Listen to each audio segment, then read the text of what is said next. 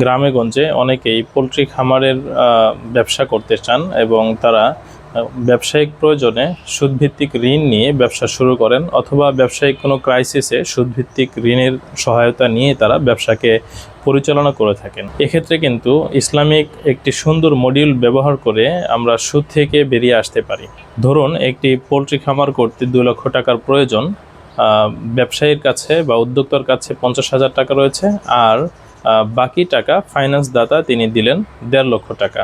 তাহলে যদি পার্সেন্টেজ হিসাব করা হয়, ফাইন্যান্স দাতা তিনি 75% কন্ট্রিবিউশন করেছেন এবং যিনি উদ্যোক্তা তিনি কন্ট্রিবিউশন করেছেন 25%-এর। মুশারাকার পদ্ধতি অনুযায়ী যিনি ফাইন্যান্স দিয়েছেন 75%, তিনি যেহেতু কাজ করছেন না বা কাজ করবেন না, বরং উদ্যোক্তা তিনি কাজ করবেন, এজন্য তিনি 25% কন্ট্রিবিউশন করেও লাভ তিনি আরও বেশি গ্রহণ করতে পারেন। যিনি স্লিপিং পার্টনার হিসেবে কন্ট্রিবিউশন করেছেন অর্থাৎ ফাইন্যান্স দাতা, তিনি 50% এবং যিনি উদ্যোক্তা তিনি 50% লাভ গ্রহণ করবেন। মুশারাকার নীতি অনুযায়ী লস বেয়ারের বিষয়টি প্রত্যেকে তার মূলধন বা পুঁজি অনুপাতে করবে, অর্থাৎ যিনি ফাইন্যান্স দাতা তিনি 75%-এর লস বহন করবেন এবং যিনি উদ্যোক্তা তিনি 25%-এর লস বহন করবেন।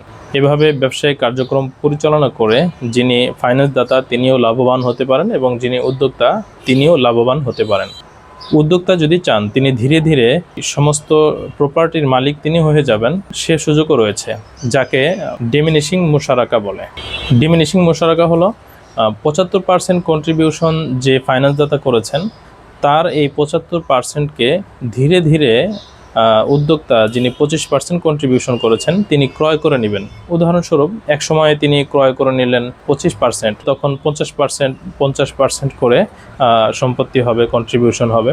এরপর আরও 25% কিনে নিলেন, এরপর আরও 25% কিনে নিলেন। এভাবে তিনি ধীরে ধীরে ফাইন্যান্স দাতার অংশকে ক্রয় করে নিতে পারেন এবং পুরো প্রপার্টির মালিক তিনি হয়ে যেতে পারেন। ডিমিনিশিং মুশারাকার মাধ্যমেও উদ্যোক্তা তিনি নিজেকে স্বাবলম্বী করতে পারেন।